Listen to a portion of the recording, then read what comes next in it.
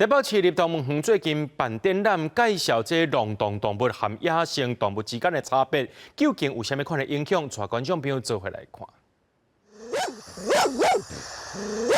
两只狗仔对一只高明鹰黑白肥，鸟仔为着要保护伊的囡仔，展开室来保护。台北市立动物园表示，会有这款状况，是因为真侪狗、猫仔原本是有人饲的，后来互人带去野外，变做冷冻狗、猫仔，无法度适应，就会去欺负野生动物。当他们在外面，他们却健康不好，然后又影响到包含像是石虎、穿山甲，这些都是台湾非常珍贵的濒危保育类动物，却因为逃不过狗口之下，然后可能死亡受伤。这几天来，台湾有真侪关心动物，拉里、石虎、高明鹰长期受到冷冻狗、冷冻鸟伤害。动物园提醒民众，狗、猫仔原本就是咱的宠物，千万唔通甲伊放杀。为着要让民众更较有意识，动物园对拜二开始举办为期4天，甲冷冻动物有关系的展览。另外，动物园嘛提醒民众，过年期间，敢若伫狗暝是休困的，初一甲初五拢有正常营业。我们在除夕的时候休园，在初一就有开放，